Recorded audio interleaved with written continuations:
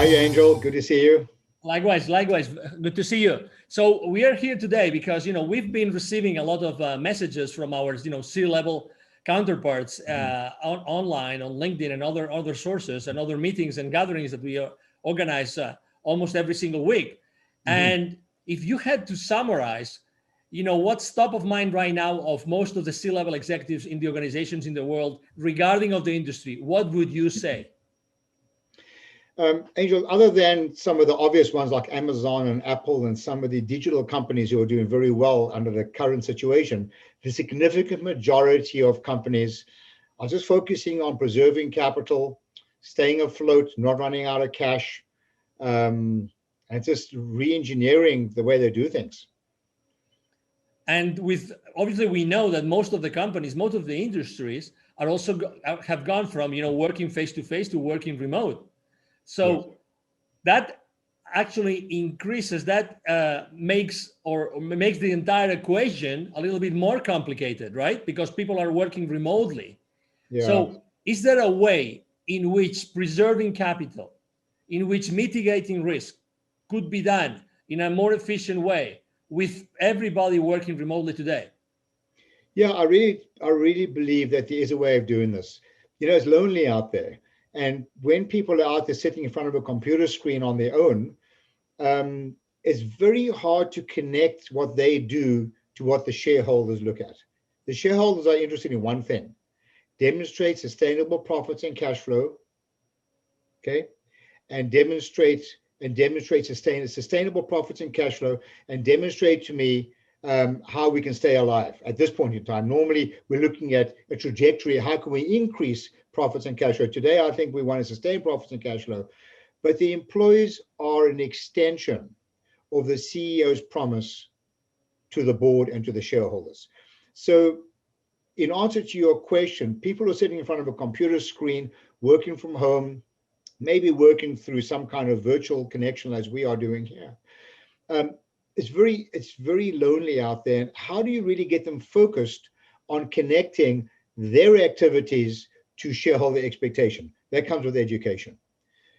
And another issue here, Angel, is that people tend to think of numbers in isolation. They tend to have silo thinking. So for example, people focus on increasing sales. But I like to use the expression, so what?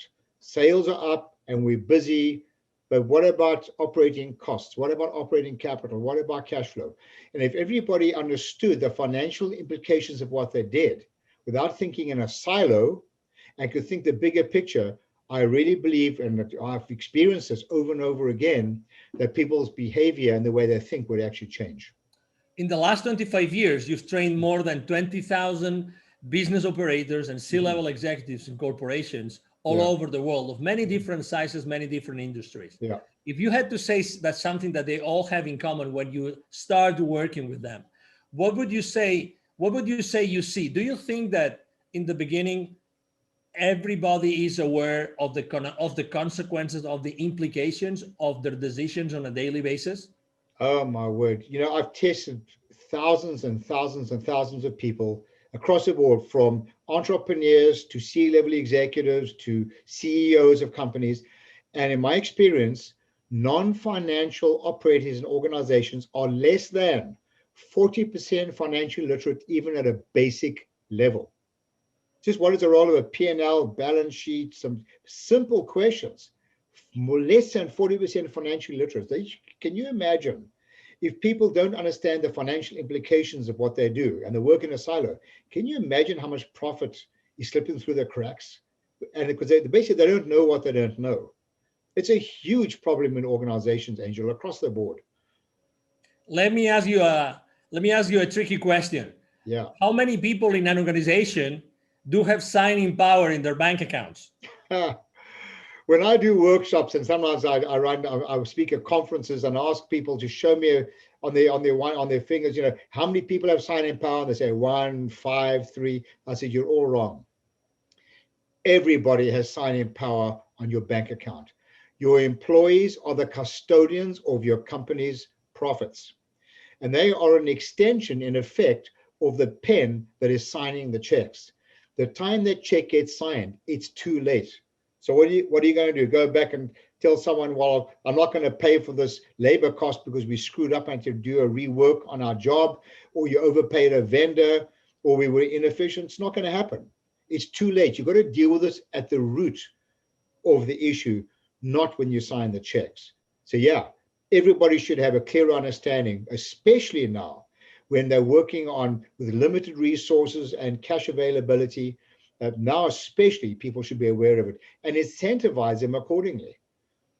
We are right now talking about being the custodians of the profitability of their own company. Mm-hmm. But do you think that knowing that every single company out there is trying to, preserve capital and mitigate risk, do you think that sales forces right now, the sales forces in the world, are mindful enough about preserving their clients' company capital and mitigating their clients' companies' risks? Great question. The answer clearly is absolutely not. I've often suggested to business operators, owners, to have this conversation with their salespeople and make a statement something like this: the moment you make a sale, you are part of your customer's problem. And people look at me like, how can you say that? I said, it's easy. Because the sale represents revenues on your financial statements and an expense on your customer's financial statements. And it is incumbent upon a professional salesperson to demonstrate how the cost on their P&L, the customer's P&L, what the service that you're offering, the contribution will equal or exceed the cost on their P&L. And until that happens, you are part of their problem.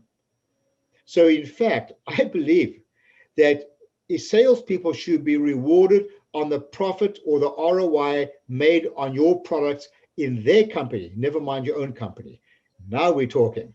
Is it fair to hold the sales force, the salespeople accountable right now because of their lack of knowledge of this? No, it's simply not reasonable. I mean, one cannot reasonably hold people accountable if you don't engage them and educate them. It's not reasonable. They're working in a silo. They're working blind. It's like walking towards a cliff with your eyes closed. So how can you expect people to make fiscally responsible decisions when they're actually completely naive? I mean, you ask people, how much volume must you sell when you discount? I can count on my one hand out of the tens of thousands of people I've trained. How many people give me the right answer? It's something as simple as that. Forget the discounting like crazy to get more business. For the people that would like to continue the conversation with you, what's the best way to reach out to you, Neville? Oh, just email me. I love having these conversations, in case you didn't notice. So it's Neville, Neville, at bizwisdom.com, bizwisdom.com. Contact me. I'd love to have a conversation with you. Excellent. Thank you very much, Neville, for being with us today. You're very welcome, Angel. It's always a pleasure. Thank you very much. And I'm sure that you have enjoyed this conversation with Neville Joffe as much as we have, the CEO of BizWisdom.